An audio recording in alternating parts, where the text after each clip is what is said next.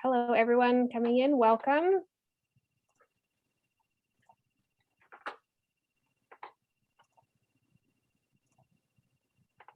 Just waiting for people to join.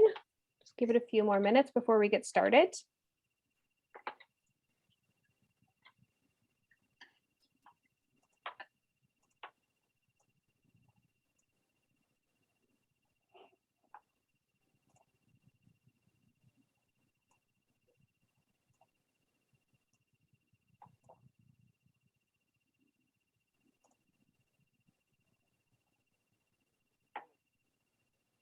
Jessica, do the participants have a raise hand thing if they want to speak live? They do, yep.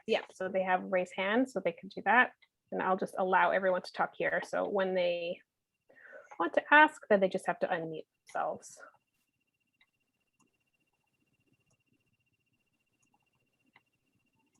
Just give it another minute or so as people join in here. Welcome, everybody. Thank you for being here.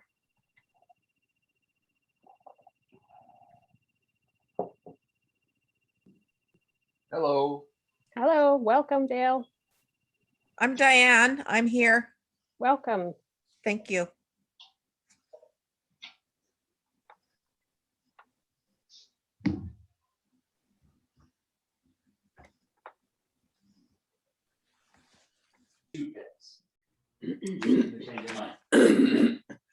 All right.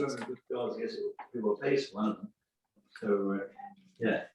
Everyone can just keep themselves muted if they're not actively speaking. That would be super helpful. Thank you. Okay, I think we'll get started. Welcome, everyone. My name is Jessica. I'm the LTCI operations lead. So I'd just like to take a moment to welcome you to our virtual long-term care initiative learning series. We're very excited to have you here today. I'd like to start with a couple of housekeeping items quickly. So please keep yourself muted. Background noise can amplify very quickly in this sort of format. There are CME credits available for this event. A member of the LTCI team will email you a certificate within a few days. At the end of the event, we will have an evaluation. So please take a moment to complete this. Your feedback is very important to us. Please take a moment to familiarize yourself with the chat and raising your hand button from Zoom. There will be opportunity for engagement through the event as well as a Q&A at the end. So if you'd like to speak, just raise your hand and we will unmute you. Finally, I'd like to introduce our presenter for the evening, Dr. Alex Henri-Bhargava. He is a neurologist with fellowship training in behavioral neurology, as well as a master's degree in health practitioner teacher education. He is a clinical associate professor of medicine at UBC and works in clinical trials related to these conditions. Oh, missed line. And works in Victoria, where his outpatient practice is focused on cognitive disorders like dementia, and he conducts clinical trials related to these conditions. As medical director of the Neil and Susan Manning Cognitive Health Initiative, he oversees health systems research to help clinicians better assess and treat cognitive disorders. In his spare time, he's raising 2 young children with his wife, Corrine, enjoying what Vancouver Island life has to offer. So without further ado, please welcome Dr. Alex Henri-Bhargava. Thank you, Jessica. So my setup should work here, but if at some point you're not hearing me, please pipe up. And I'll just repeat a little bit of Zoom etiquette, having gone to a public consultation disaster yesterday.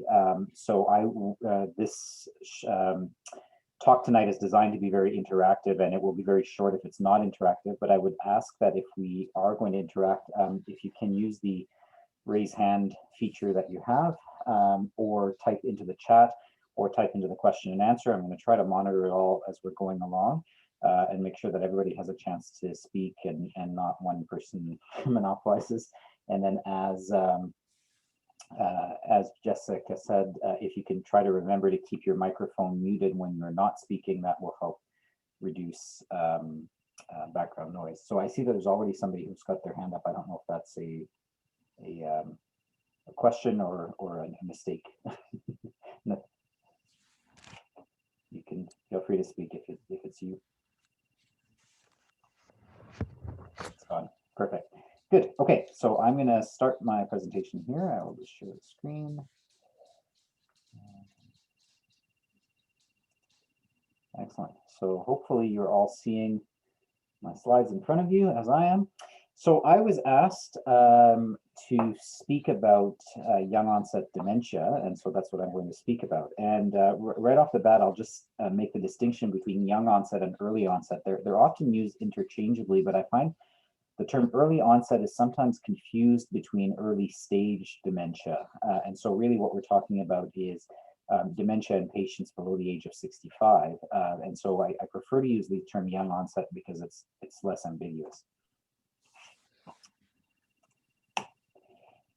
So some disclosures, as was mentioned in the introduction, I have been doing clinical trials related to dementia. Interestingly enough, I came out of medical school and residency and fellowship not thinking I would ever do clinical trials, but getting into the world of dementia where the therapeutic options are so limited, I kind of was determined to be part of the solution, I guess, and try to help patients have access to experimental treatments, many of which have not been successful, but we've been learning from every failure as well. So in the last couple of years, these are the different companies that have sponsored clinical trials. They haven't been paid directly to me. They've been all through research and capacity building at Island Health. I've had consulting fees from Roche, and I've been supported for clinical trials related to dementia from non-corporate entities as well. I'm not going to be discussing any investigational products at all tonight, so hopefully I won't be biased by these activities. So I'm going to thread in a case throughout our discussion here, and I'd like to introduce Sheila. So Sheila is a 51-year-old woman born on Vancouver Island. She's married. She lives with her husband and 2 teenage children. She works 4 days per week as a teacher's assistant for special needs children. English is her first language, and she has 13 years of education. So she did high school and then completed a certificate to become a teacher's assistant. Her past medical history is she has a history of major depressive disorder, which has been in remission for several years, but she's on chronic treatment for that. She has a history of episodic migraine, and she had a hysterectomy for fibroids 2 years ago. She's been treated with paroxetine and then takes ibuprofen and rizatriptan PRN. She's vegetarian, has 5 alcoholic beverages per week, does not consume tobacco, cannabis, or illicit drugs. She has a family history of cancer and 2 younger siblings that are healthy, but no known family history of neurological or cognitive disorders. So she's been stressed, and initially that's what she sees the doctor at the office for is stress. She has moved school districts, and with that she's been working in a supply role for the past year, and so she's moving to different schools. She's not in the same routine all the time, and she's been encountering difficulty at work, and she attributes this to the fact that when she goes to a new place, nobody's really orienting her properly, and she has to learn everything from scratch. She says, when you get me one-on-one with the students and I'm doing my work, I'm doing it fine, there's no problems there. But that being said, clearly others have been noticing that she seems to be having some struggles, because she had received a letter from the school district that said that, we've noticed that you're a bit distracted at work, having trouble figuring out where you're going. And one particular event that really triggered this was she just went to the wrong classroom and kind of sat there, panicked, and didn't know what to do. So they asked her to meet with a doctor, and that's what brought her to the office. She says that she is in a lot of stress. She doesn't like the supply teaching role. As mentioned, she feels that people are being a little hard on her, and she finds that it means she's taking her work home mentally with her, and that's making it difficult with her work-life balance. And she doesn't have as much support from her husband and kids because they have their own issues, so to speak. So when you talk to her, she describes that she's been having several months of anhedonia, feeling kind of worthless and guilty, and for not doing a good job, even though she's trying really hard. She doesn't sleep very well. She has poor concentration. She feels tired. She has poor appetite. And her physical exam is normal. You administer the Montreal Cognitive Assessment, and she scores 27, which is in the normal range, but she loses 3 points on memory. And on the memory index subscale, she scores 9 out of 15, sorry. And on the PHQ-9, she scores 20, which is indicative of moderately severe depressive symptomatology. So what are your next steps for Sheila here? And feel free to raise your hand or type into any of the chat boxes.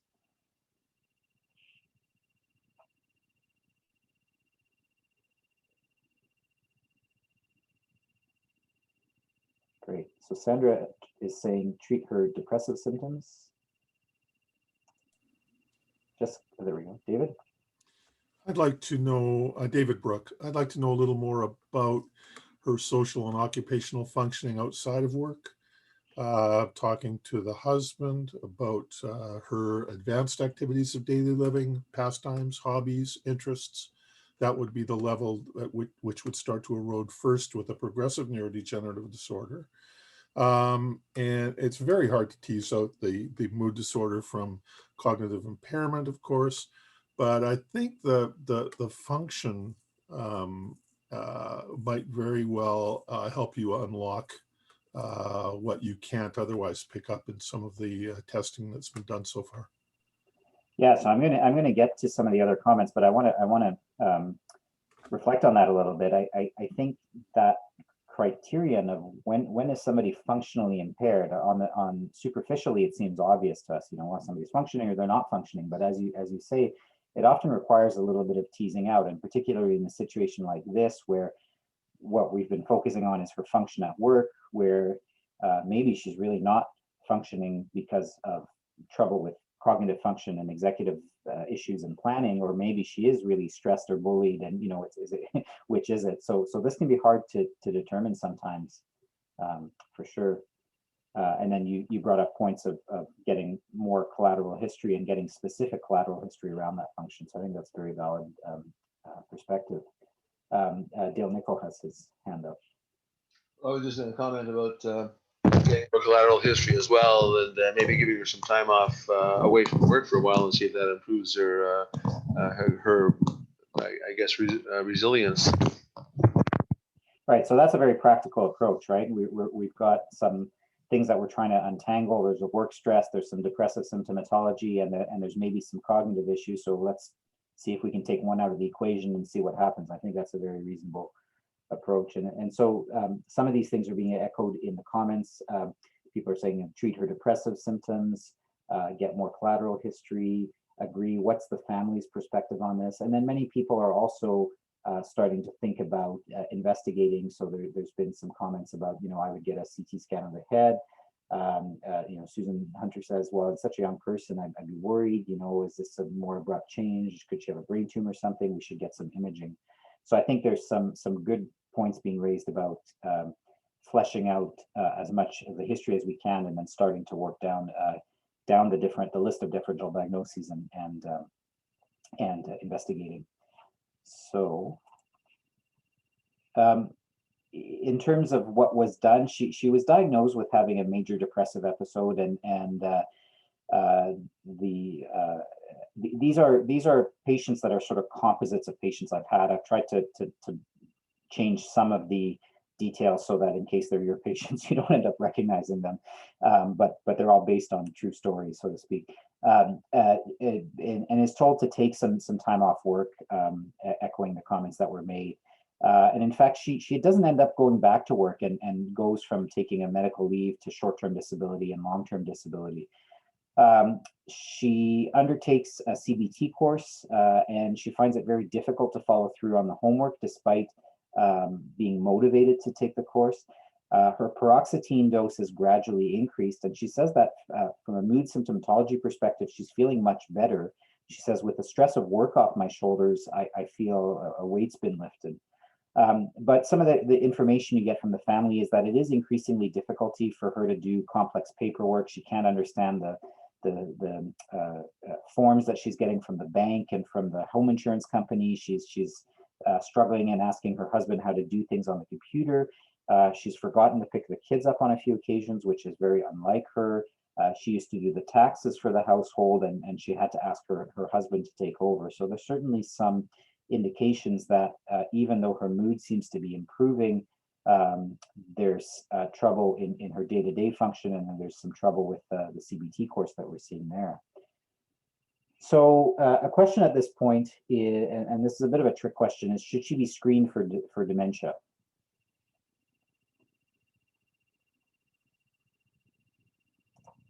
Catherine Ryan has her hand up.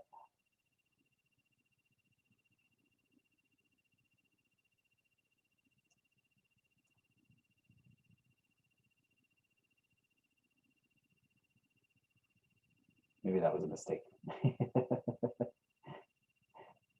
Right. Dale, you have your hand up. Go ahead. Well, there's obviously a problem, and it certainly has to be defined further. And if a CT scan was not done before, it's probably a good idea to look at that. Look at any other reversible causes, of which I can't think of any, to be honest with you. Alex, it's Catherine Ryan. Sorry, I didn't realize I was muted. Okay. Please.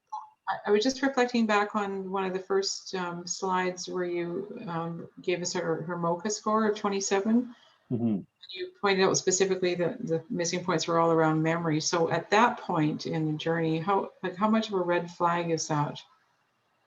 Yeah, I think that's a really good point. And I haven't put a lot in detail in cognitive testing in tonight's discussion, but because we could have a whole other thing in it.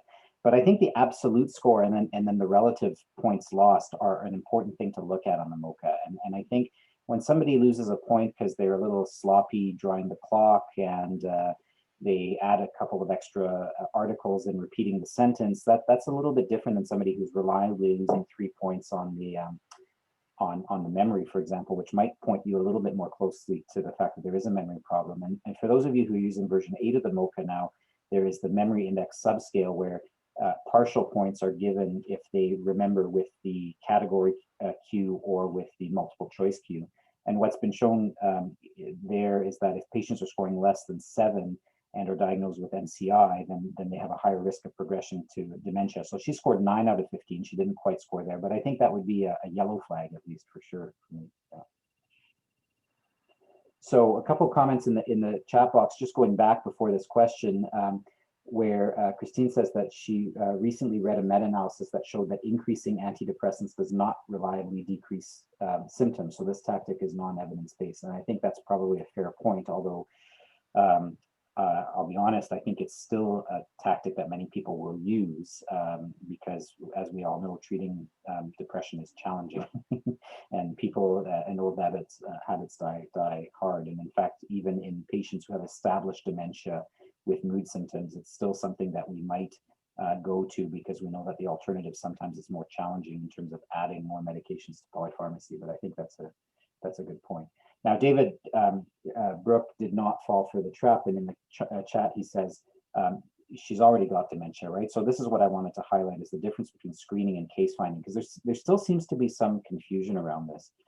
So I'd like to bring attention to everyone to this, the Canadian Consensus Conference on the Diagnosis and Treatment of Dementia. I don't know if these are a set of guidelines that people are aware of. They have been published now for over a decade, and they're now in the 5th iteration that was just published in 2020.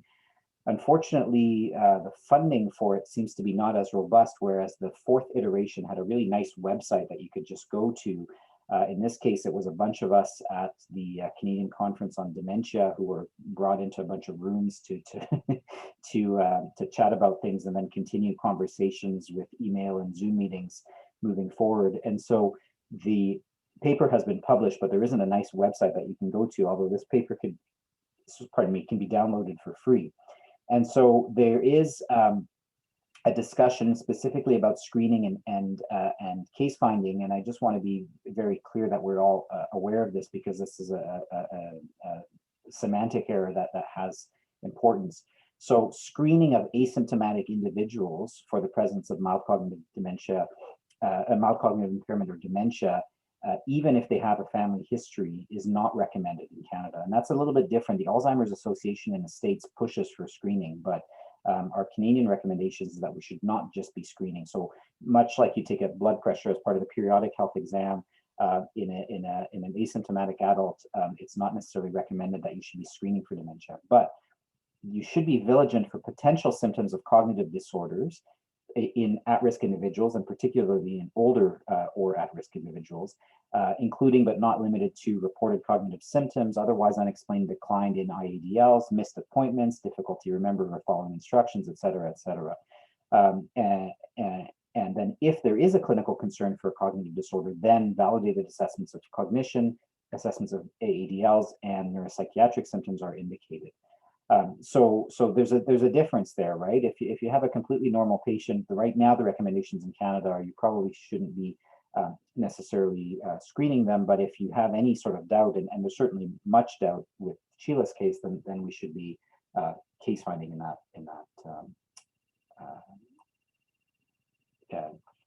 prospect. So a question that came in is she having early problems driving? So that's often one of the IADLs we can look at and quite important. And I actually saw a patient just yesterday who they first noted that this patient was having a problem when they moved to a new community that has a roundabout, and they had never been in a community with a roundabout, and the spouse picked up on how to use the roundabout very quickly, and then every time they would come to this roundabout, the patient would panic and say, I don't know how to do this, and she would say, you know, honey, you've done this 10 times already. So that was the early signs, but often it's something you have to tease out. Christine in the question and answer says it might be good to do a SIMARD MD, and if we have time about that, we could dive into that. I think that the SIMARD is not as popularly used anymore.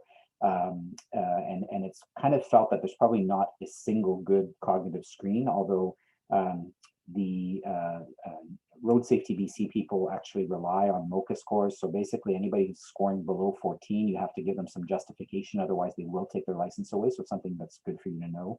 And they particularly pay attention to patients who are having trouble on the Trails B task because of some studies that show some correlation. So what next investigation? So people have already mentioned the CT scan. There is a comment from Brenda in the chat about TSH, CBC, B12, so some basic blood work, which I fully agree with. Oh, and I'm sorry, Dr. Leduc has his hand up, Eugene. Yeah, thank you. I think I missed something there. Did you say that she has dementia for sure in this particular case? We have not said that yet. Oh, okay. No. All right. We've said that she's been treated for a mood disorder, and despite seeming improvements, so we have a suspicion, and so she's somebody that we're embarking on the case finding pathway. Yeah, absolutely. Right. Okay, I understand. So so here's a question, and I don't know if we got the polls going, Jessica, or if I should just have people answer in the chat. Yep, we've got the polls going. Okay, so Jessica will bring up the poll here. So which of these tools can be used to obtain in-depth information to diagnose MCI or dementia? So answer A is EEG analysis of cognitive event-related potentials. B is the standardized mini-mental state exam. C is the Toronto Cognitive Assessment, and D is the Zaret Burden interview.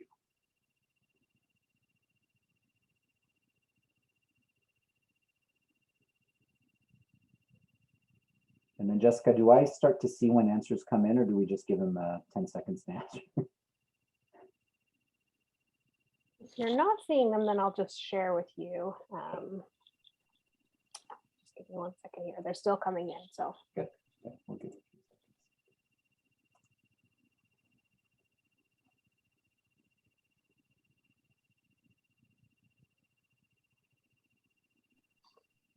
Well, I'll try and figure out how to share with you. I'm surprised it's not showing you, but we have. I wonder if when you close it, it shows me the results. Yeah. Okay. Yeah, it might do. Okay. Still looks like everyone's done. Ending now. Okay. No, it disappeared. Oh yeah, there we go. Okay.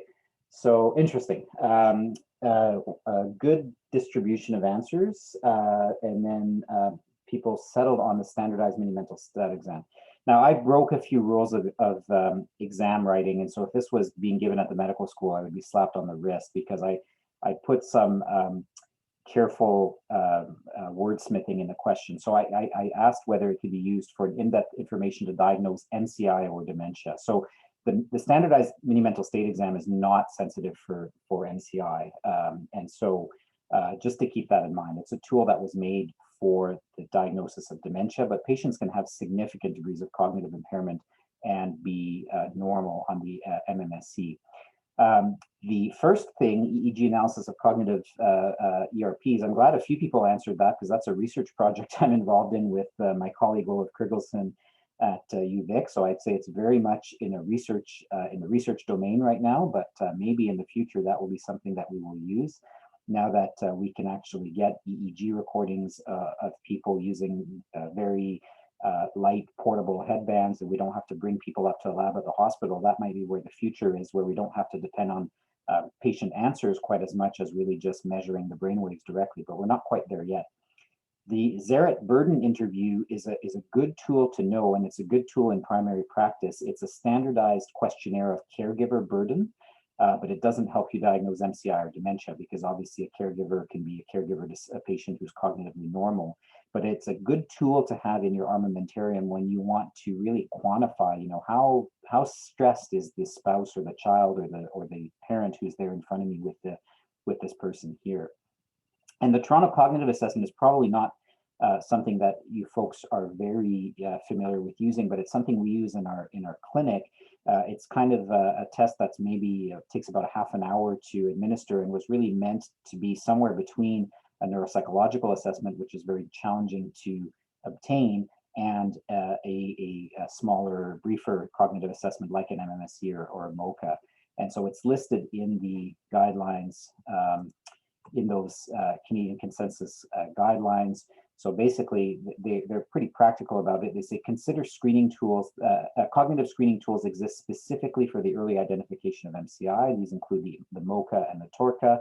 Among them, the MOCA offers strong normative data, while the TORCA has just been recently published. And then another one you may eventually end up learning about is the DCQ, the Dépistage Cognitif du Québec, which, despite having a French name, has been translated into English. And it's a really interesting tool that can be used in the office for diagnosing atypical syndromes. Probably will have more of a role in the geriatrician's office and the neurologist's office than in primary care, but it may be a tool that you learn to see.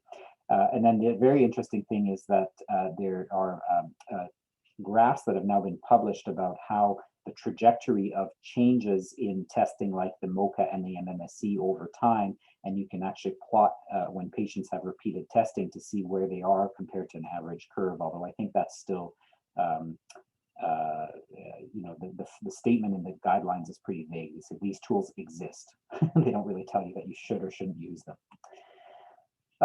So we'll come back to how those tools were used for Sheila. I'm going to ask another question here. Which of the following non-cognitive markers can identify patients who have cognitive impairment that are likely to progress to dementia? So is it body fat percentage measured with proper calipers? Is it measuring dual task gait impairment? Is it measuring grip strength with a hand dynamometer, or is it a composite frailty index?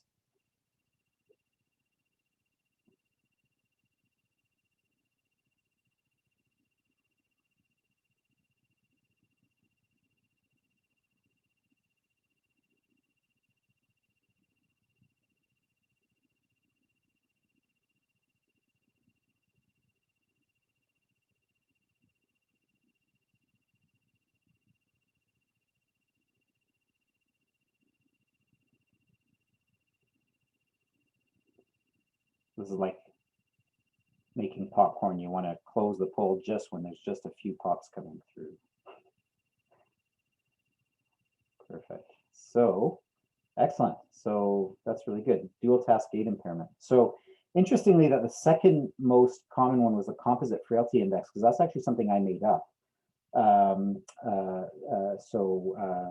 But I think what people were probably getting at there is that we know that measures of frailty are important in trying to understand patients who are more at risk for progressing to cognitive impairment. Grip strength is also useful, and the recommendations in the CCC-DTD are that you should be measuring grip strength, but we don't really know what to do with it yet in terms of progression of cognitive impairment.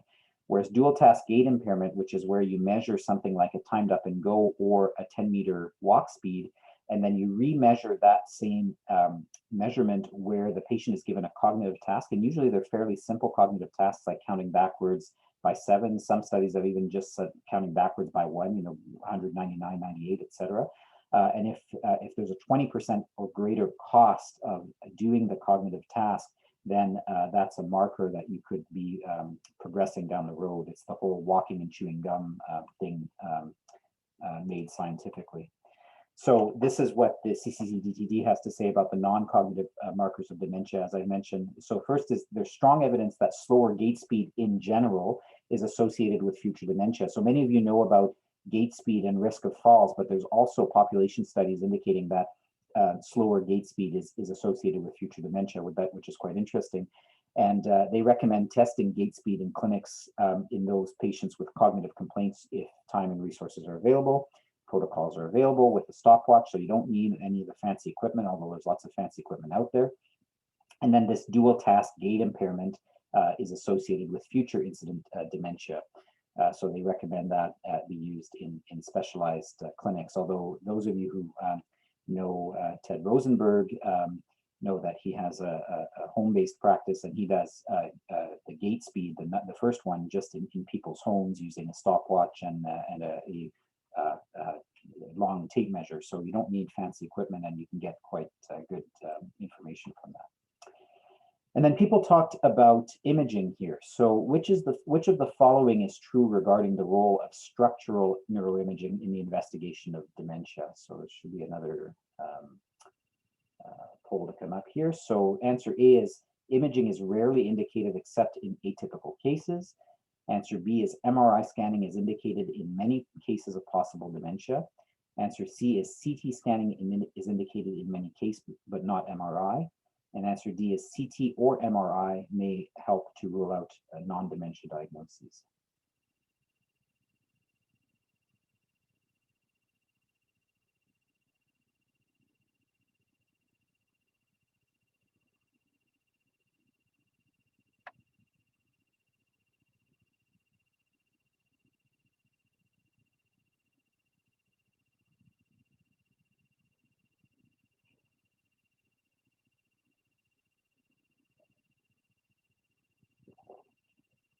Okay, that's great. And I realize that I probably worded this question a little bit funny as well, but rather than just saying what the right or wrong answer was, I'm just going to go to the guidelines and we'll talk about this a little bit.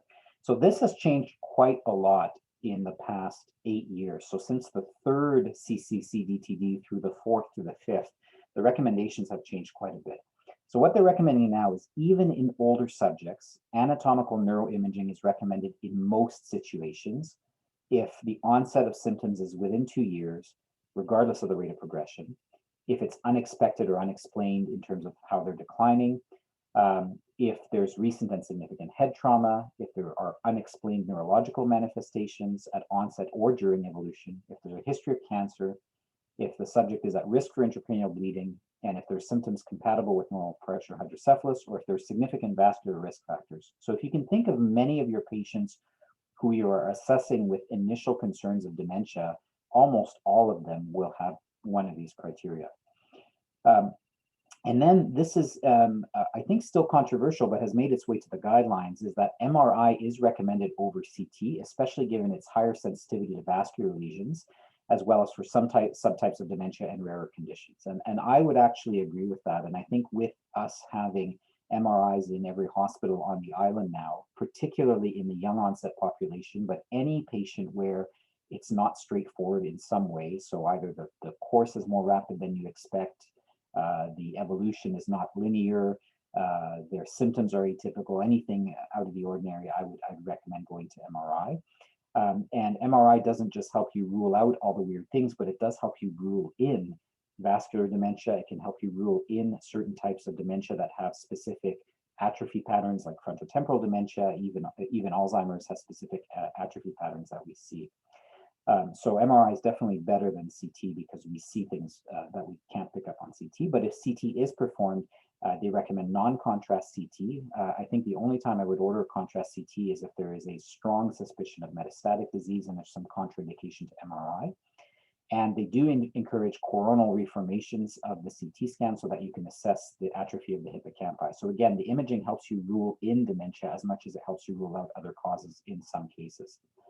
I won't go into the stuff about the fancy software in the recommendations here.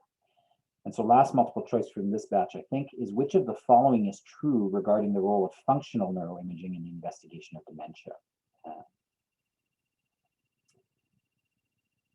So answer A is functional imaging is always indicated if structural imaging is.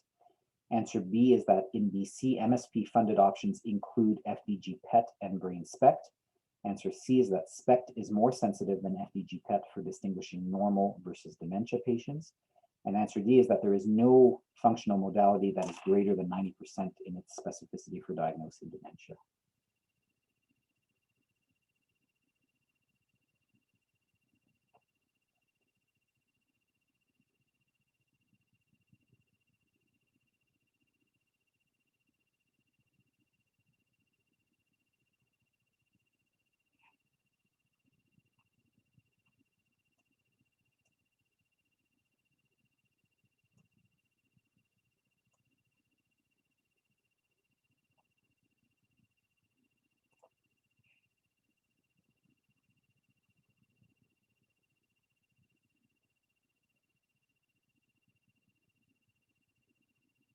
Okay, and I don't see the result for some reason on this one.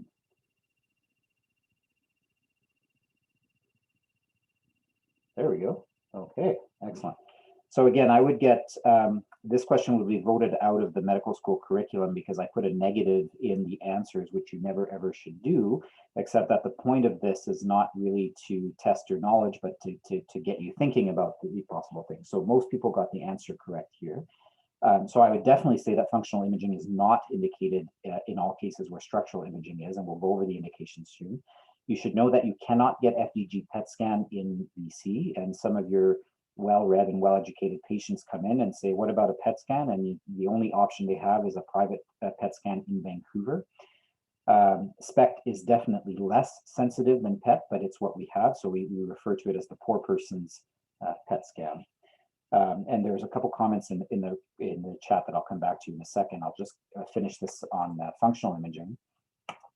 So what the recommendations are is that if the patient has undergone recommended baseline clinical and structural brain imaging, and they've been evaluated by a cognitive specialist and the pathological process is still unclear, then functional imaging is indicated, and they specifically say FDG PET is the effective and accurate tool, and I agree with that.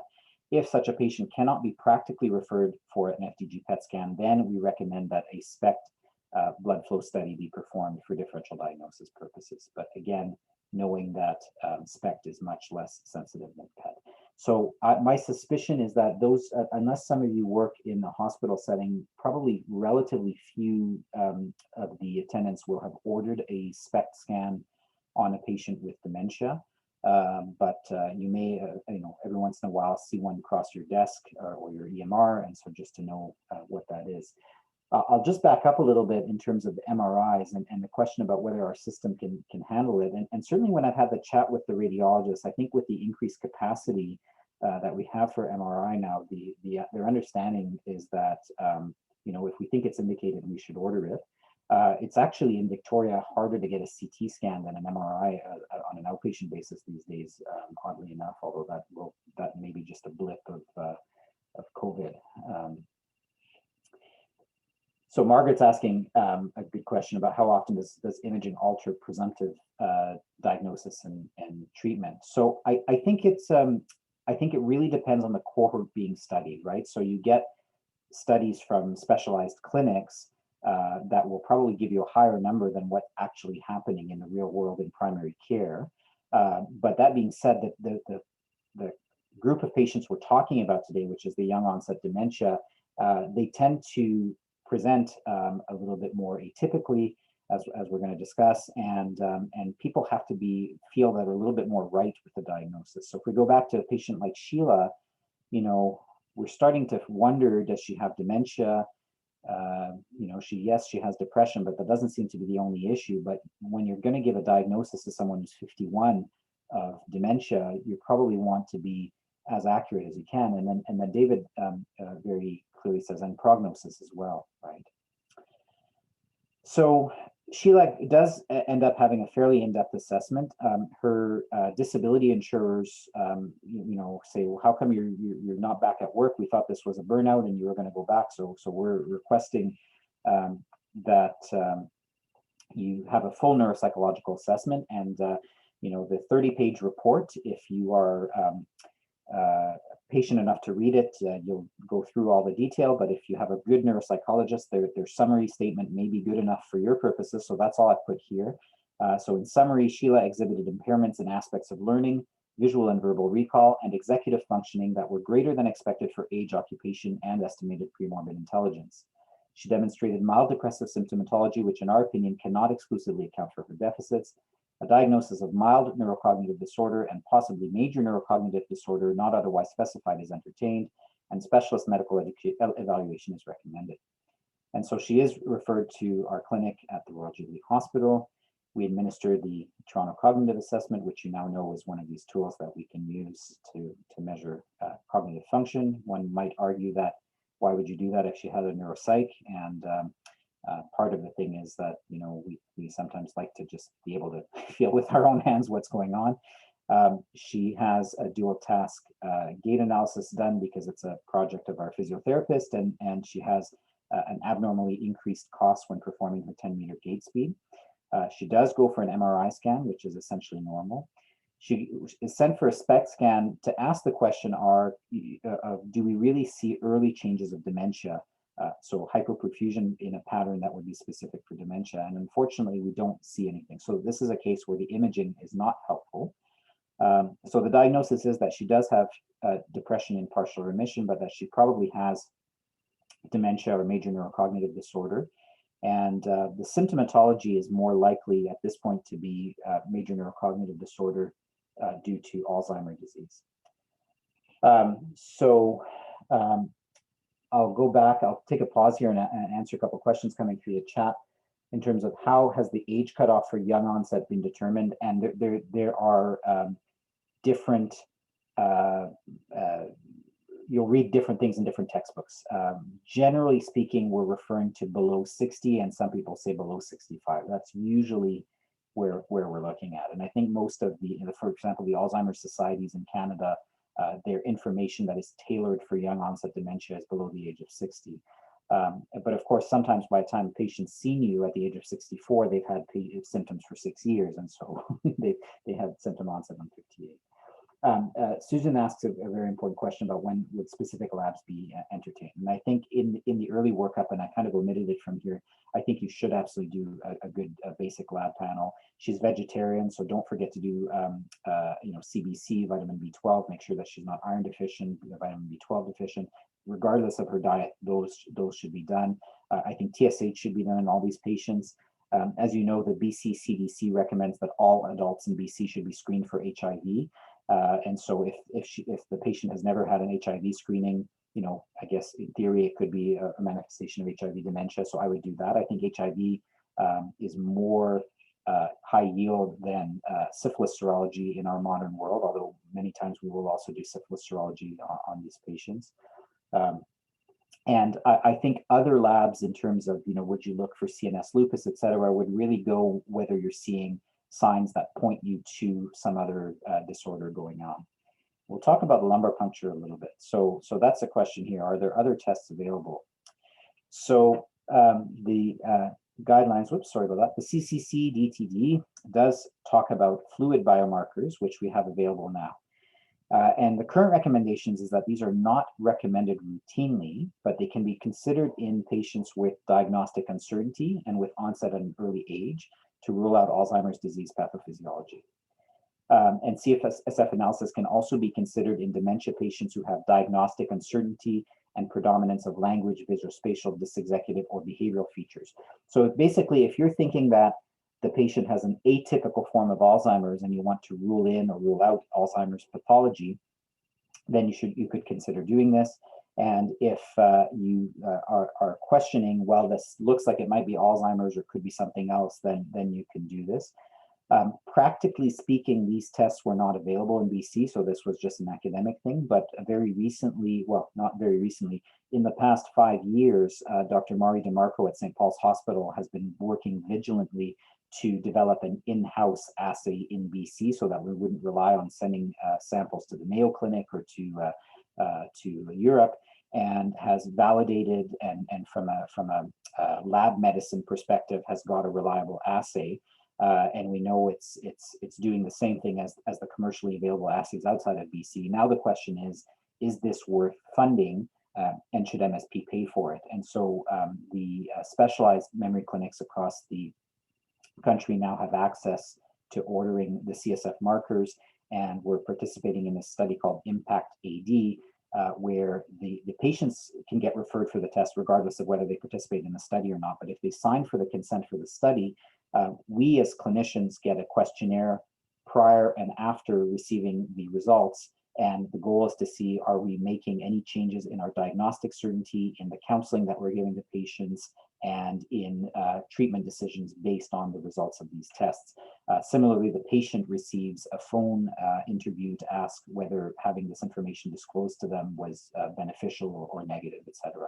So the purpose is to understand how access to testing markers of Alzheimer's disease in the CSF impacts clinical decision-making, impacts health economics, etc.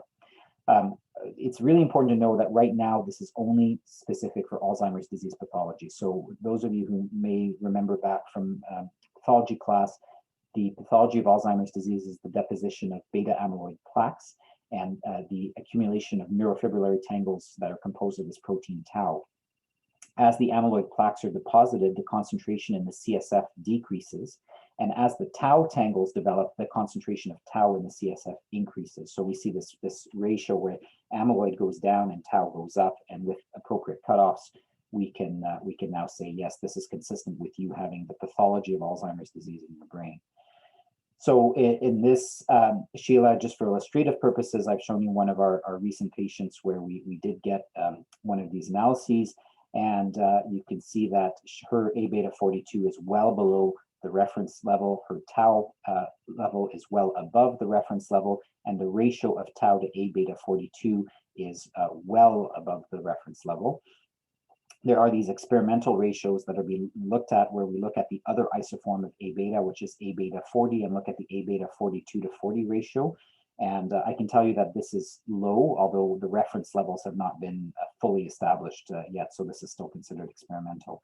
So the interpretation here is that this biomarker profile is consistent with Alzheimer's disease pathological changes. So in quite select patients, we can tell them, but I can tell you this week, we diagnosed a 45-year-old woman with Alzheimer's disease who has absolutely no family history, brought in by her elderly parents who are just don't understand what's happening with their daughter.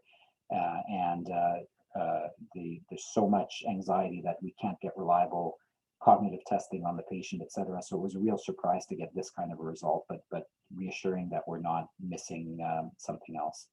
So in select cases, it can be really helpful to have this kind of information.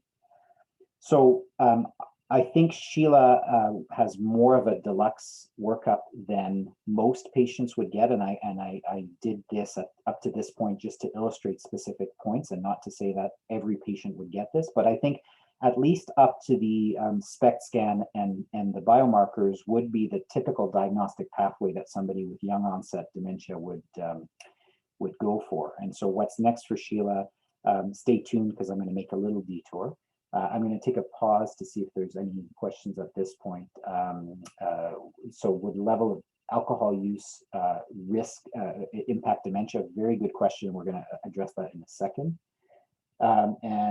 Do I see similarities in patients with young onset? And so that's also a good question that's going to be addressed. So thank you for anticipating some of the things they're going to say. So I'm going to just very briefly look at some vignettes to explore a few other issues regarding the diagnosis of young onset dementia. So William, again, is a composite of a couple different patients I had. 53-year-old single man who works as a line worker in remote regions. So he lives in a trailer here because most of the time he's way up north working on remote power lines. previously healthy on no medications, but he is a cigarette smoker. He drinks the upper limit or probably a little bit more than the recommended daily amount, and he does consume cannabis occasionally. And he complains of troubles concentrating, poor memory, and trouble with balance, which you can imagine is something that a line worker would be very sensitive to because they're used to having very good balance when they're up working on the power pole. And he has a MoCA that does show an abnormal score, and I didn't go into the details here. And his MRI is reported as normal. And this scan on the right is from a real patient who had a similar story to Williams. So I looked at the MRI, which was reported as normal, and it was clearly abnormal. So this sequence that I'm showing you is what's called the DWI sequence, and this is done standard in all MRI, diffusion weighted imaging. What this measures is the free diffusion of water molecules. And what happens is if you have brain that is acutely destroyed, that free diffusion stops and the water molecules are trapped. And so this is really mainly used to diagnose acute stroke. So when you have a scan and you see a whole bunch of strokes and you want to know which one is new and which one is old, the new ones will show up on the diffusion weighted imaging.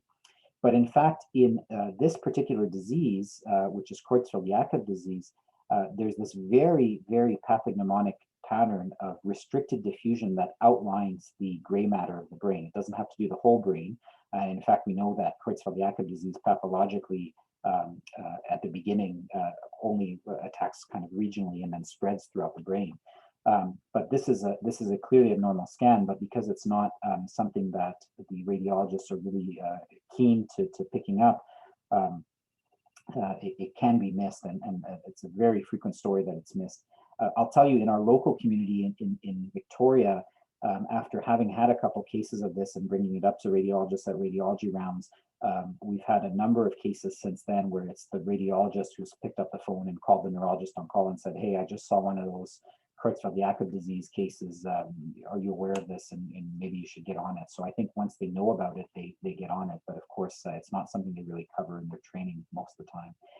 And many of you are aware that we can do CSF analysis for Creutzfeldt-Jakob.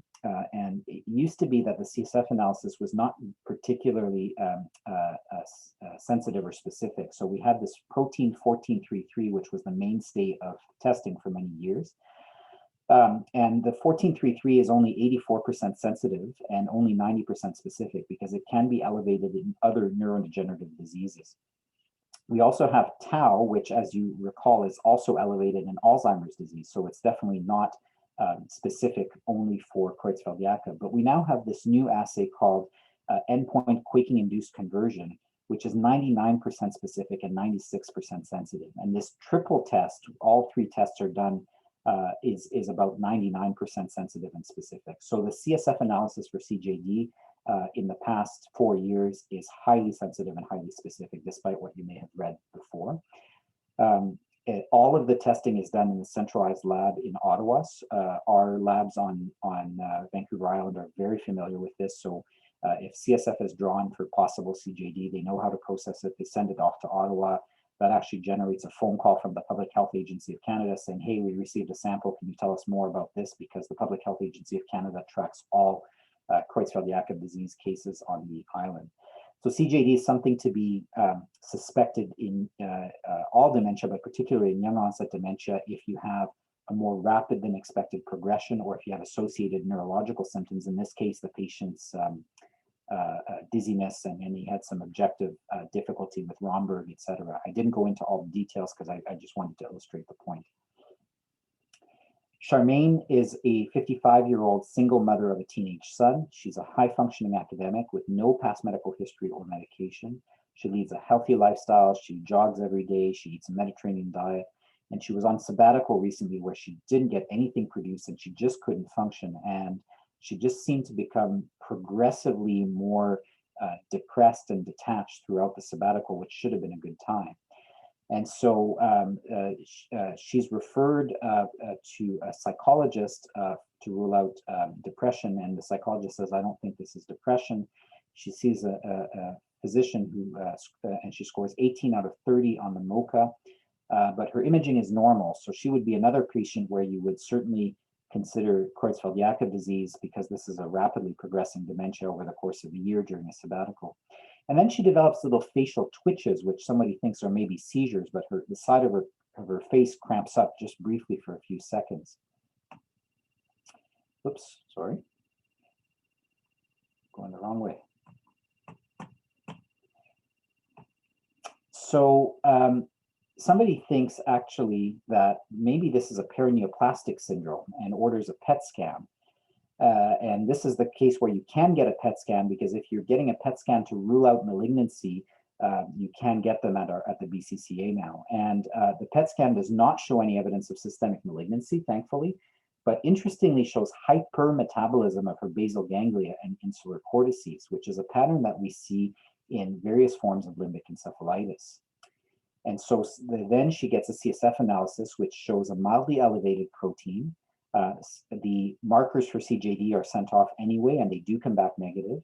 And it shows elevated white blood cell count, mildly elevated. For those of you who haven't looked at a CSF analysis in a long time, up to 5 white blood cells per high-powered field is the normal. So this is slightly above, but usually when we're dealing with viral meningitis, for example, we're seeing hundreds of white blood cells, and when we're dealing with bacterial meningitis, we're seeing thousands to 100,000s of white blood cells. So this is a mild elevation, something's going on.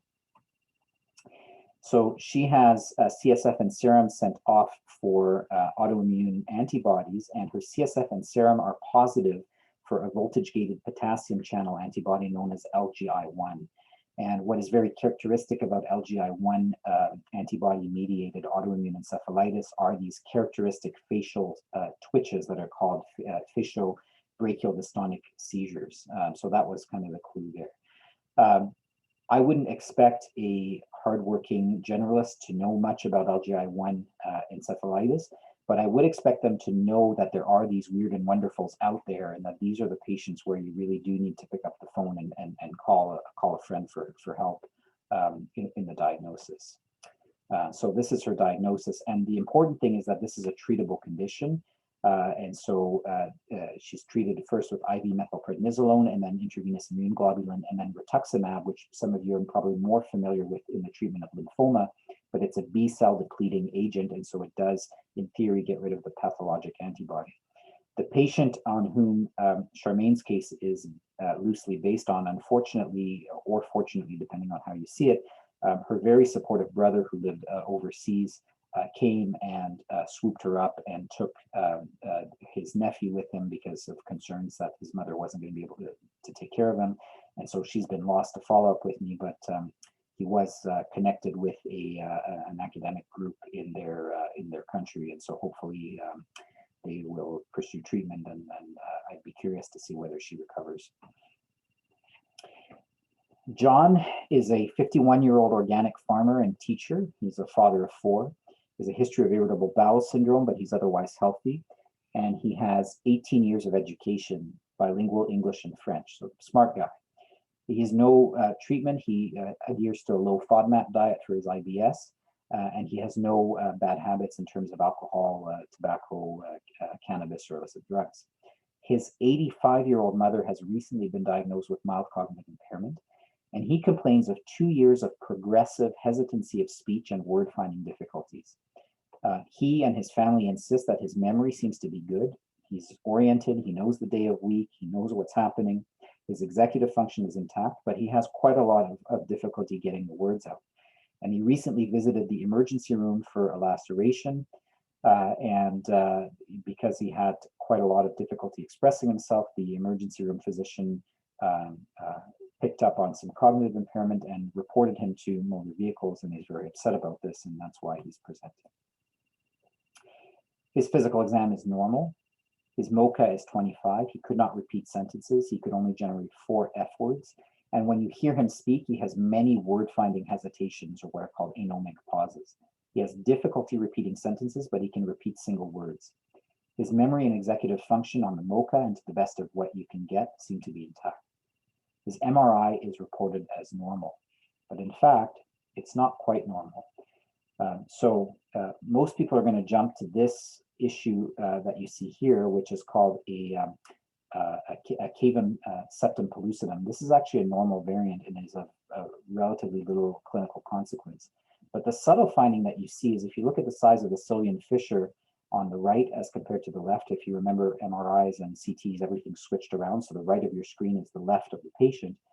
The Sylvian fissure is certainly wider here, and some aspects of the superior temporal lobe are wider here. I think it's very subtle, and you have to be looking for it, but once you see it, it's there. And this is a good case where you look at this and you say, well, am I being hopeful? Am I seeing something? There's something unusual going on here. This is a good type of case to send for functional imaging. And in this case, this patient had a SPECT scan, which showed mild reduced perfusion to the left hemisphere in a non-specific pattern.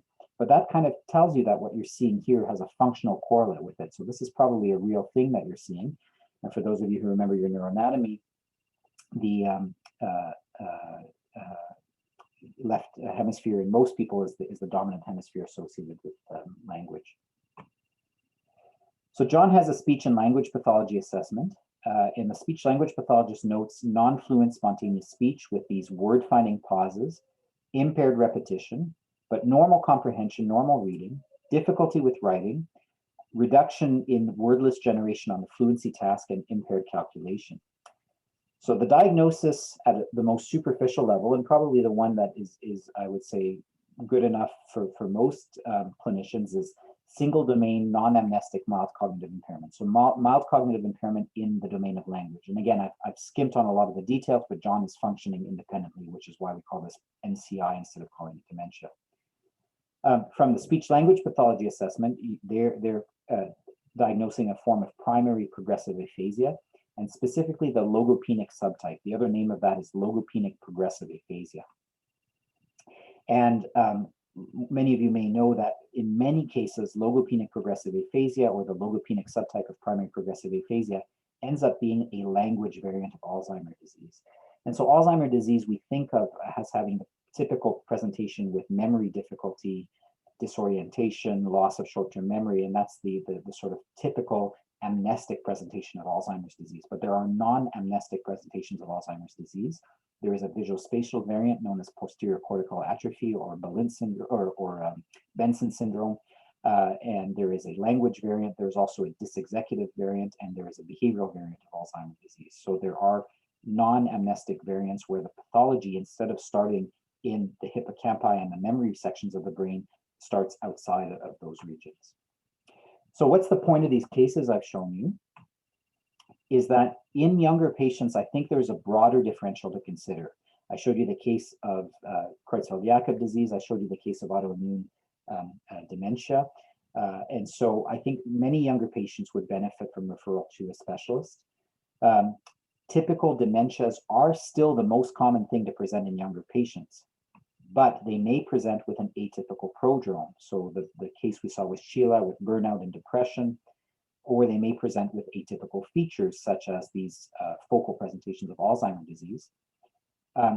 Imaging is almost always indicated in young onset dementia. And in some cases, we're finding that CSF analysis is increasingly useful.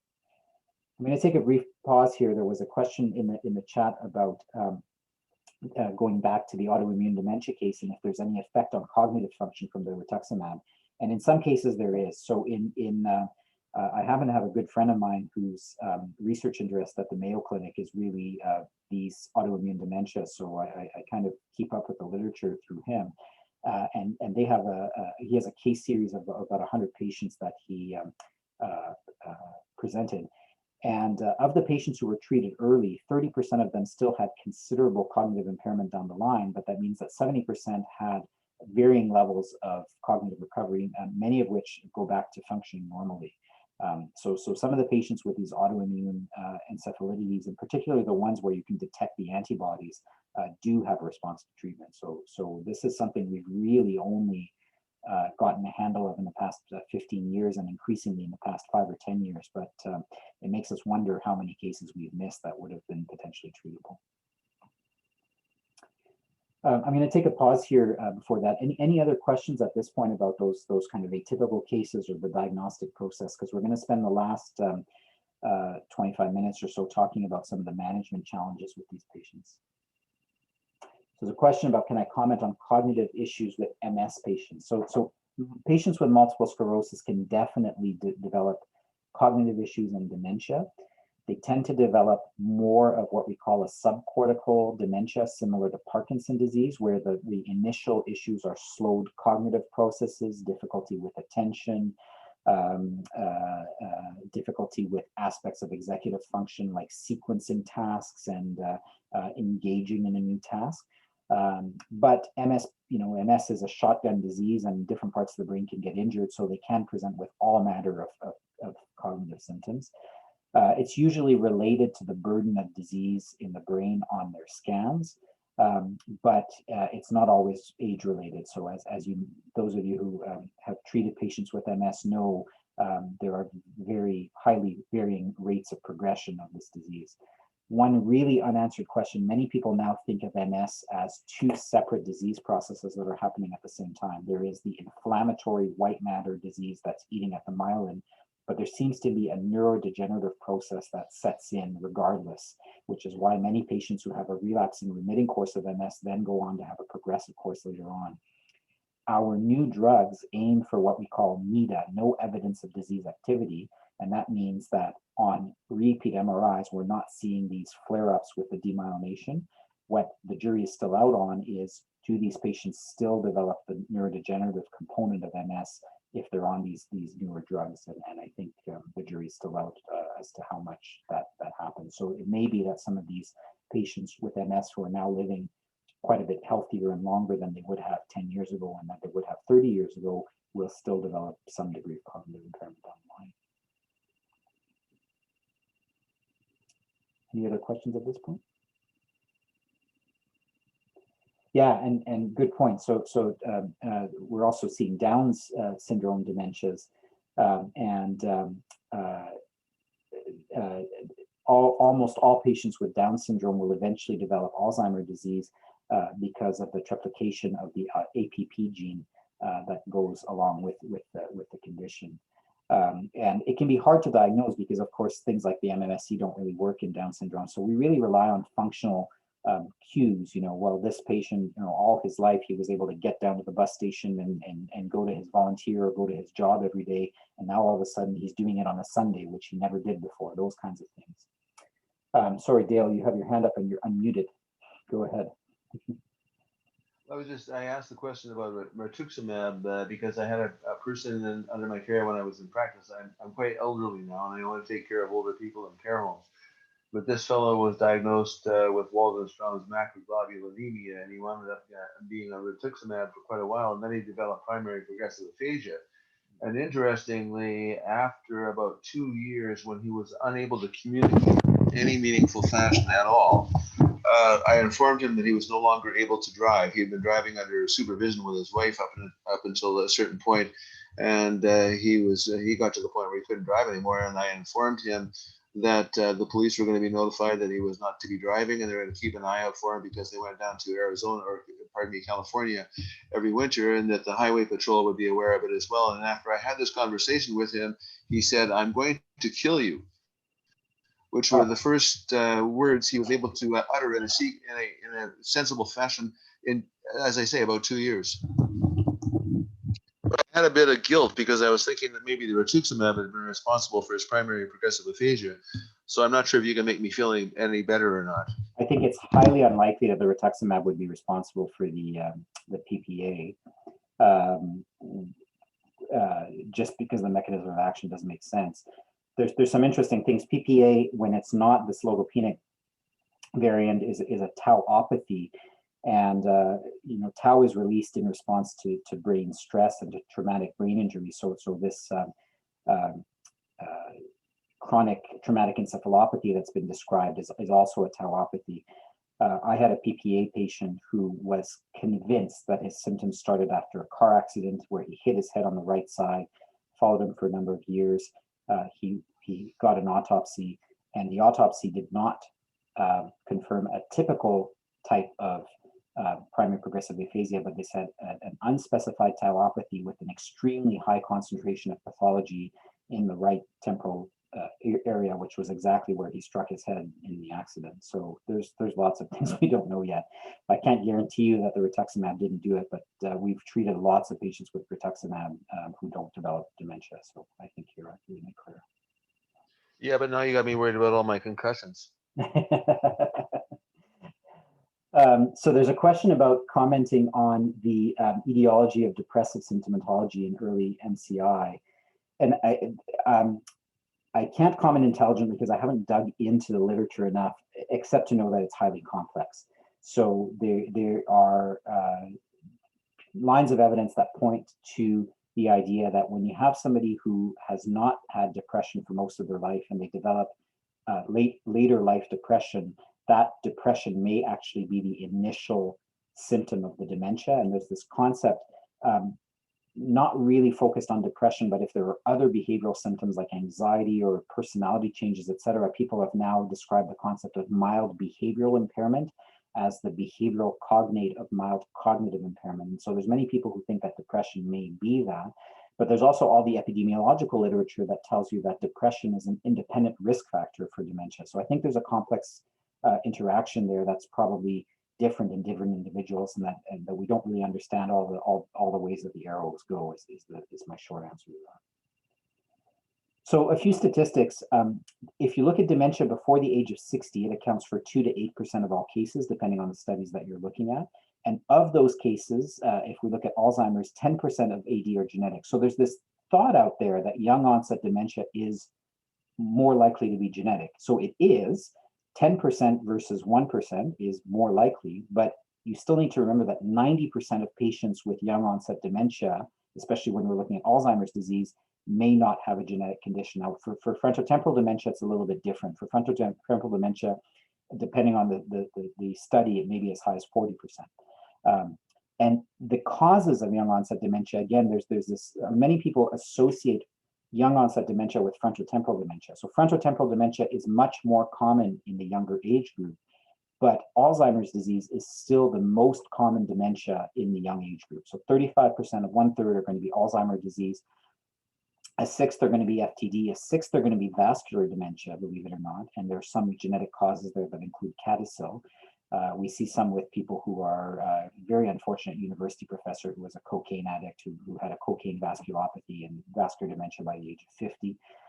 Alcohol-related disorders will account for 10% or more. Dementia with Lewy bodies. I am certain that with our current opioid epidemic, we are going to see patients who have these recurrent anoxic injuries who are going to develop dementia, and it's going to be a nightmare treating and taking care of these unfortunate people. There's a whole grab bag of rare diseases that include some of the ones I've talked about, but also things like Huntington disease and HIV and mitochondrial diseases, et cetera, that fit in.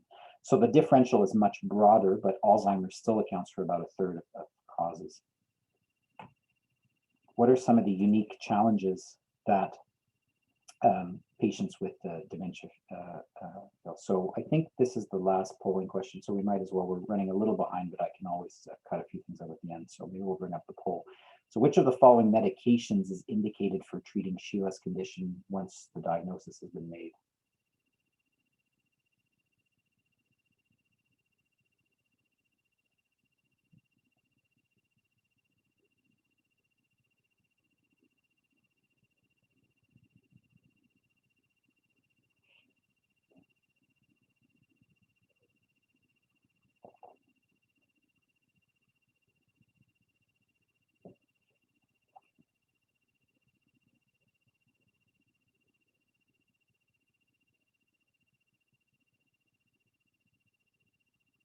Okay, so a variety of opinions. So donepezil and cholinesterase inhibitors are indicated. We can have a very interesting debate and discussion one night about how effective they may or may not be, but they are indicated.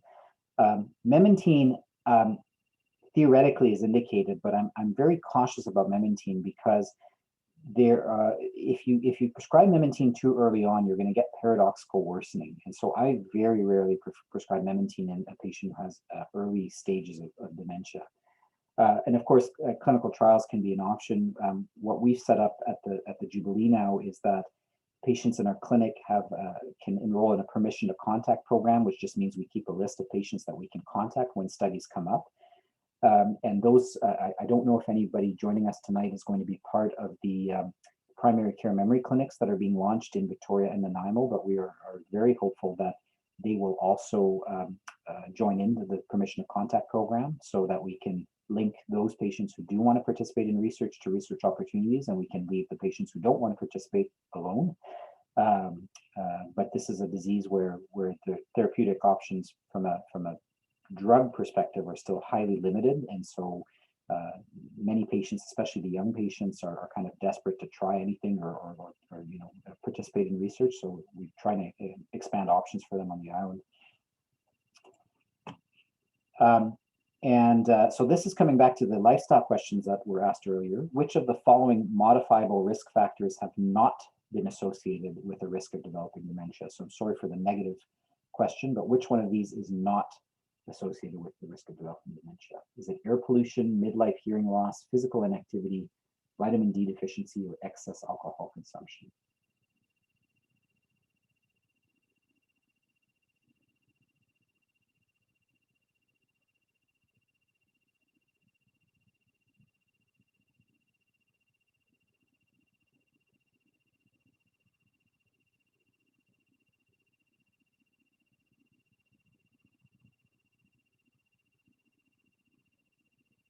Interesting. Okay. So the answer is actually vitamin D deficiency. And so we can get into that a little bit here. So some of you may be aware of this paper, and if you aren't, I would highly encourage reading it. This is called the Lancet Commission. It's the 2020 version. Jill Livingston is the primary author, published in the Lancet, on the modifiable risk factors for dementia. So I'm cheating here, but maybe I'm not, because we've already established that Sheila has dementia, and we don't have prospective evidence that tells us whether once somebody has dementia, intervening on these modifiable risk factors alters the course of their dementia. But we do know that if someone is at risk for dementia, and all of us to a certain degree are at risk for dementia, these are the modifiable risk factors that can reduce the risk of developing dementia by up to 40%. So in early life, it's education. In midlife, it's hearing loss, traumatic brain injury, hypertension, more than 21 standard units of alcohol per week, and obesity. And in later life, it's smoking, depression, social isolation, physical inactivity, air pollution, and diabetes. The studies on air pollution are fascinating. And so reading this paper is really good stuff. And if you don't have time to read papers like many of us do, then seeing this graph and putting it up for your patients who are worried about dementia, who are coming in and, oh my God, my mother has dementia, what do I do to prevent having it? This is a good place to start that discussion. The hearing loss is new in the 2020 version of this working group, and it's quite interesting that it's quite a high percentage of contribution. And so we probably want to be doing a better job of screening patients for hearing loss and acting on it if they have midlife hearing loss. So at this milder stage, I'm going to jump through some of this a little bit quicker because I think we only got 10 minutes left. How can we support Sheila? And this is sort of the most deluxe multidisciplinary plan that we can put up at this point. So we prescribe a cholinesterase inhibitor, consult with a pharmacist to help monitor the side effects, counsel on lifestyle factors, and if you're lucky enough to work with a nurse who can follow up on that and have an exercise and activity plan, again, recognizing that this is very good for people who are at risk for dementia. And we don't know how effective it is for reducing the risk of progression of that dementia, but we do know it's good for their mental well-being. Referring to the Alzheimer's Society of BC First Link program, the referral rates are quite low. And it's a good program because basically what happens is a volunteer from the Alzheimer's Society will proactively call the patient so they don't have to worry about what to do with all the other information that they've been given. And we'll just outline and say, look, we're here to help. Here's our number if you want to call us back. Here are some of the workshops that we do here, some of the support groups that we hold. Here's all the different ways that we can help. And so patients are sometimes fearful of making that first step. And so having that first link can be really helpful. So I would encourage those of you who have outpatient practices and work with patients who are diagnosed with dementia to refer to the First Link program. In her case, we may refer to a social worker to help her deal with some of the issues in terms of setting up paperwork, but more importantly for vocational assistance and helping navigate the paperwork with the insurance. As a physician, you're going to get lots of paperwork from the insurance about, how come Sheila can't get back to work, and you're going to have to help her. And Sheila may or may not be at an early stage where driving is still safe. And so that's good if she is, but if it's not, you have to talk about it. And even if she's still at a stage where driving is safe, I think you have to prepare her mentally for retiring from driving down the road. And it's much easier if you do some early laying the groundwork when patients are at risk of eventually being risky drivers, but they're not quite there. If you tell them, look, this may get worse and we have to think about what the alternatives are going to be. And in the clinic, we've set up a little pamphlet where at least we have all the alternatives that they can have. And we try as much as possible when we can find the time for a nurse or OT or one of us to go through and just break it down with patients and say, look, this is how much you're paying on your lease payments or your repair bills, your gas payments, and your insurance every year. For most people, this will buy them 20 round trip cab tickets anywhere in the greater Victoria area. And when you kind of phrase it like that, some people start to see the value in alternative modes of transportation, but other patients tell you that they're going to kill you if it's the first word that they've said in 2 years. So I've been on the receiving end of those as well. And Catherine mentions that we should start the goals of care conversation. I think that is important. I don't know if I would make that at the first visit in a young patient like this. I think it may be, and even the driving, if I'm, if it's really early on in the dementia, I may not have it at the first visit, but I may set up a second visit where ostensibly I'm either doing it to check whether they're responding to drugs or to rediscuss drugs that they've decided they don't want to, but I don't actually really care all that much about the drugs. I want to have their captive attention so that I can start having some of these difficult conversations.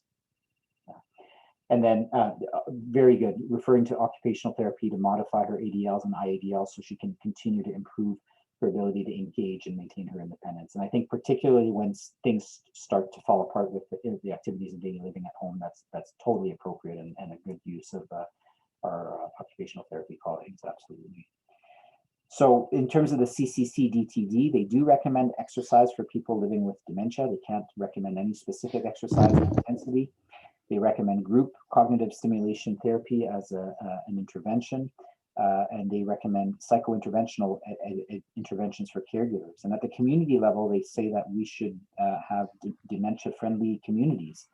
Some of our municipal governments actually are taking that into account when they're designing new roadways and parkways, et cetera, but not always to the extent that we should. There are training programs that I think the Saanich Police Department now has for learning how to deal with patients who have dementia. So, but we have a long way to go for us to say that we have fully dementia-friendly communities. And case management is kind of the standard we all aspire to, but I would say honestly that not every patient has good case management. Some patients are good to have a primary care home, have their primary care practitioner as their case manager. But some of our patients who are kind of going through a walk-in clinic on a rotating basis don't necessarily have case management, although some of the more complex patients will have some degree of case management through clinics like the ones that we run.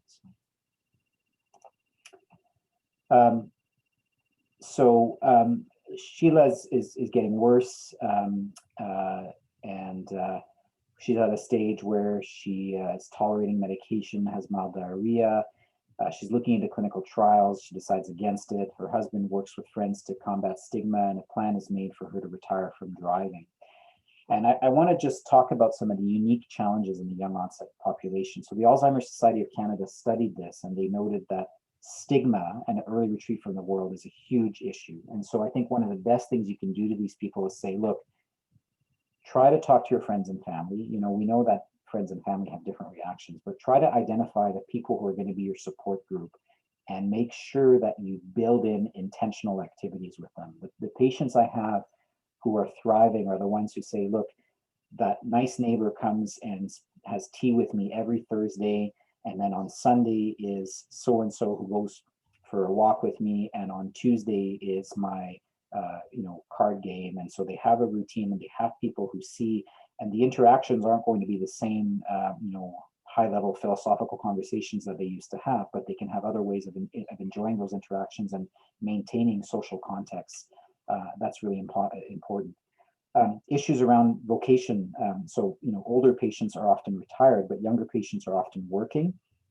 And they don't always need to retire from work right away. And so sometimes it's a question of keeping them at work, but having some monitoring in place so that when they stop working, they don't do it before catastrophe happens. And it really depends on the nature of the work. The academic who is publishing papers, they're going to have to retire much earlier than the person who has a fairly routine manual labor type of job. And I had one patient who worked at as a civilian at the forces, and was in the one of the mess halls, I think, and had a very, enjoyed the work, has enjoyed the people, but it was very routine. And I do this and I clear the dishes and I do this, and they worked right up until they had moderate stage cognitive impairment, as could be measured on test scores. But they had been very open with their employer and said, look, you tell me when it's time to hang it up, and it was very successful transition out of the workforce. But they stayed in the workforce for 2 or 3 years after their initial diagnosis. And if they do go out of the workforce, then there's often financial struggles. And if they weren't lucky enough to have a disability plan or something like that, then they have to go into, the person with disability status and income assistance, and it can be quite a struggle for some people. Relationship struggles, including changing sexual relationships. And especially here in Victoria, one of the real problems that we have, and even more so in the rest of the island, is a lack of specialized support groups and services for young onset patients. So patients go to groups, but they say, I'm with a bunch of 80-year-olds and their problems aren't the same as mine. And so one of my many desired pet projects is to try to work with the Alzheimer's Society to have a little bit of a better support network for younger onset patients. And many of these patients are in a sandwich generation where they have obligations to children, but they also have obligations to their parents or to other seniors in their family. And now they have cognitive impairment, and they need to be taken care of at a time where they're supposed to be taking care of others, and it's very challenging. And studies are a little bit all over the place, but I think there's enough evidence to suggest that in general, younger onset patients may progress more rapidly. So it's quite unfortunate to see that. So I have a couple of other slides, but I think I'm going to end there, just in the interest of time, because I appreciate that everybody is giving up their evening to be here. I'm going to take the last 3 questions just to answer a couple of last 3 minutes to answer a couple of questions. So I think Dale has his hand up again. Again? Is there any, how does the life expectancy compare with younger onset people to more typical older onset? Yeah, so like I said, the problem is we don't even really have reliable measurements in older onset people. Like it's all over the place. You read studies that say in our center or in our clinic, the average time from diagnosis to death of all dementia patients is 6 years, and that doesn't jive with my experience, and doesn't jive with other studies that say we have times of 14 years. So I think the problem is it's very variable, but in general, the studies in younger patients suggest a more rapid progression on average. And I think that's the really hard discussion to have with a patient, is you have to make them aware that on average there's a higher likelihood of progression, but that the variability, we're not talking a typical bell curve, we're talking a really wide curve. I have one lady who I have followed, who used to live in Vancouver and was diagnosed with Alzheimer's disease 14 years ago. Since moving to Victoria, has been followed by me. She has a very strong family history. She does have cognitive impairment, but her scores are changing ever so slowly. And she started quite young. She's now in her 60s, but she started 14 years ago. And this was progressing so slowly, and she has some quirky behavior things as well, to the point where we did decide to do CSF on her, just to say, like, are we missing the boat here? And she has a CSF profile that's completely typical of Alzheimer's disease, but 14 years after diagnosis, which is probably 20 years after onset of symptoms, she's still at a mild stage. On the other hand, I know patients where I can very clearly remember them walking into the office and saying, well, you've got Alzheimer's or you've got dementia, this is a mild stage. and 4 years later they're deceased, or 3 years later they're deceased. So there's some patients who are very rapid progressors. There's some interesting research being done to look at what the biology and actually the amyloid, the beta amyloid in the clusters is folded a little bit different in people who are rapid progressors, and that's some work that colleagues at UBC are doing. But I think there's lots of other factors playing into it. So I think that's what you have to say. On average, younger people progress faster, but there's a real wide range. And so I tell people, let's be as proactive as we can, and let's also be as hopeful as we can, and let's really enjoy every moment, but also have all of our ducks in a row so that if we do get a moment we're not enjoying, we're ready for that moment. And you know, that's an easier or harder conversation to have with different people. So then there's the interesting characteristics that are found in the nun study. There are many interesting characteristics in the nun study. Did you have one in particular?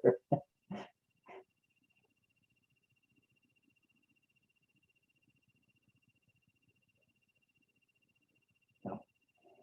So you know, the nun study is part of where we start learning things about what the impacts of education and hobbies are on the progression of dementia.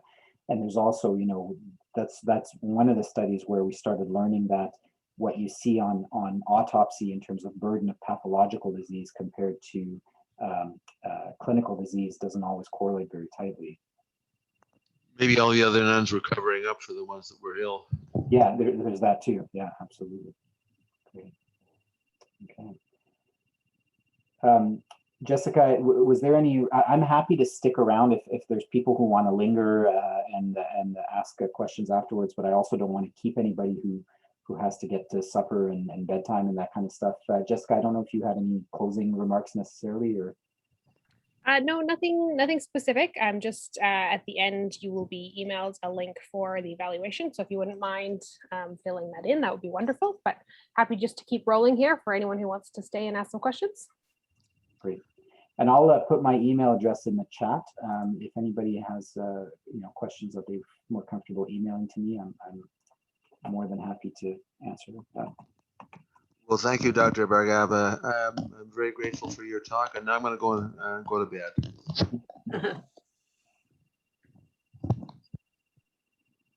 Thanks, everyone. Thank you so much, Henri. You certainly answered all the questions that I had, and I'm so glad that you came and gave this presentation to us. It was great. Thank you. My pleasure.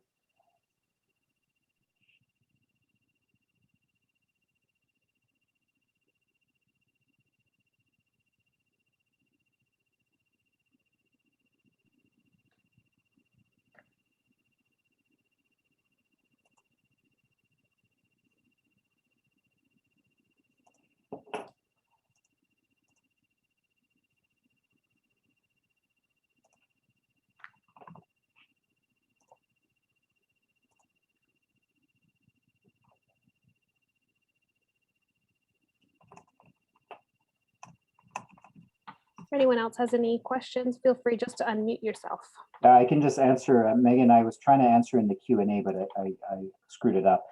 So you asked about genetic markers for early onset dementia. So as I said, you know, the majority are still not genetic, but if you have a family history, the monogenic inheritance of Alzheimer's is pretty well known. There's 3 genes: presenilin-1, presenilin-2, and APP. And for frontotemporal dementias, there's a few genes that are known, including one that was discovered famously here in BC, a C9orf72 mutation. So the clinic at UBC is specialized in genetic testing. Our medical genetics people don't really, they kind of panic when they see a patient with dementia and they say, talk to the people at UBC. But the genetic counselor there will see patients from Victoria.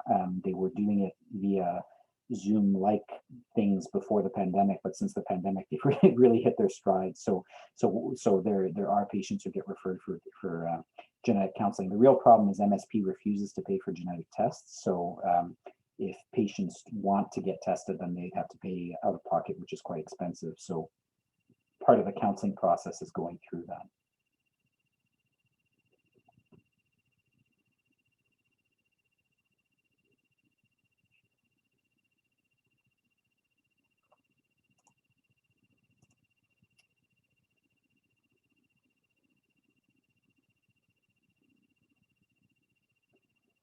Yeah, so Brenda Wilson said, you know, when the patients are younger than you, it really is startling in long-term care. And I would still consider myself sort of early middle-aged. And so seeing patients my age who were diagnosed with recently, that was quite a shock to me for sure. Yeah. Sarah asked about, you know, young onset people entering long-term care, any specific recommendations for those people? I think you need to validate that they do have dementia. And so one patient I'm thinking in particular who's gone to long-term care, the struggle has been that there's too much expectation being put on that patient. And so I think you need to take a step back and say they have the same memory problems and the same difficulty as the 80-year-old. They just don't look as physically frail as them. But also recognize that some of their drives and desires are going to be different than the elderly person. So, you know, a lot of younger patients are still kind of fixated on, I got to go back to work and I got to go back to work. So if you can somehow put them to work, you know, if it's folding towels or teaching, we had one patient who was on 2 South at the Jubilee that I consulted on. And she was convinced that she was there to facilitate groups for the other people. And so when they would go to like the movie night or whatever, she would kind of go beforehand and just sort the chairs out a little bit. But, you know, making that role official for her gave her the sense that she was facilitating the groups and gave her a sense of purpose. And it really wasn't harming anyone, and it was actually kind of helpful. So I think queuing into some of those needs that are going to be a little bit different than the older people is important. But, you know, what you start realizing with people in long-term care is that every individual is different. And so they all have their own individualized needs. So I think just like older folks digging into their life story and trying to understand if they have challenging behaviors or challenging responses, how does that fit in their life story, and adapting to that. But that strategy is the same whether the patient's 80 or 40.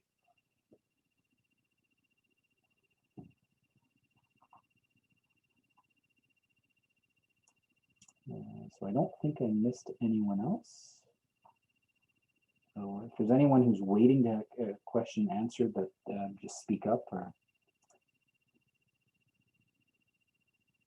okay. Well, thank you very much, everyone, and I wish you a good evening. It's nice that there's still some light out. Thank you very much for your time. Really appreciate you coming to speak to us today. You're welcome. Thank you.